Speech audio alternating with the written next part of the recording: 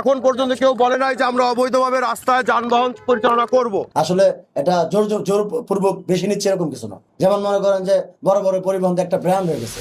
যে আন্দোলন করলে সরকারের কাছে আমরা দাবি আদায় করতে সেই আন্দোলন সেই প্রক্রিয়া আমরা যাব। বিশৃঙ্খলা তৈরি করে আমরা আন্দোলন করতে চাই না। আমরা আমাদের যে প্রক্রিয়া আমাদের যে দাবি আজকে এখানে উপস্থিত হয়েছে, এখানে সব বাস মালিক সমিতির নেতৃবৃন্দ, এখানে বাস মালিক বিন্দু, আমাদের এই প্রতিষ্ঠানের সাথে যারা সম্পৃক্ত, যারা এটা করে খায়, যাদের রুটি রুজি পরিবার প্রয়োজন করে খায়, তারা এখানে উপস্থিত। টেস্ট টোকেন এগুলো দেওয়া হচ্ছে না, এই জন্য আমাদের যানগুলো অবৈধ হয়ে গেছে, তাছাড়া আর অন্য কিছু না। দ্বিতীয়ত মনে করছে তারা অবৈধ। দ্বিতীয়ত দেখেন সর্বোচ্চ যাত্রী চাহিদার চাইতে সর্বোচ্চ এগিয়ে আছে আমাদের স্লিপার বাসগুলো। সর্বদিক দিয়ে আপনি যদি খেয়াল করেন, যে কোনো বাজারে আপনি দেখবেন স্লিপার বাসগুলোর প্রতি প্রত্যেকটা যাত্রীর খুব সুন্দর চাহিদা। এটা যদি শিল্প হতো তাহলে কয়েক হাজার গার্মেন্টস শিল্প হতো, কারণ এটা অনেক টাকা বিনিয়োগ হয়েছে এখানে। এই টাকাগুলো সব বাংলাদেশের টাকা। গভর্নমেন্ট কেন বুঝতেছে না এগুলো সরকারি টাকা, উনি কেন নষ্ট করতে চাচ্ছে আমরা নিজেরাও বুঝতেছি না। আমাদেরকে যে কোনো সময় বৈধতা দিলে আমরা বৈধতা নেওয়ার জন্য ইচ্ছুক। এই অবস্থায় তো বিএটি আমাদের গাড়ি ডাম্পিং করতে পারে না কোনোভাবে, যেহেতু হাইকোর্টের সিদ্ধান্ত এখনো হয়নি।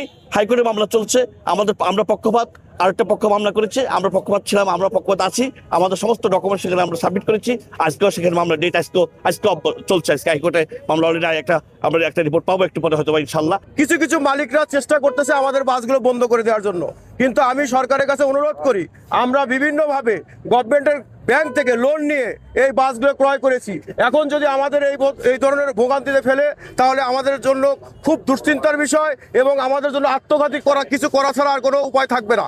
এইটা বন্ধুর ব্যাপারে সরকার এটা কি করতেছে না করতেছে বুঝতেছি না। একটা ডাবল একটা বেড নিলে দুইজনে আরামসে চলে আসতে পারে এসির মধ্যে। 2000 টাকা, 1600 টাকা, 2200 টাকা ভাড়া দেয়া, এরা যাত্রী আর সাশ্রয় পাচ্ছে না। আমাদের এই গাড়িতে নিতে চায় 2800 টাকা, সেগুলো এসি এবং বিজনেস ক্লাস সিটগুলা। এই 8, 9, 10 বছর ধরে স্লিপার গাড়ি বাইরেছে। এই 10 বছরের মধ্যে কয়টা অ্যাক্সিডেন্ট হয়েছে স্লিপার আর নন এসি আর ইকোনমি যত গাড়ি আছে তার থেকে দেখেন কয়টা গাড়ি অ্যাক্সিডেন্ট হয়েছে এটার মধ্যে।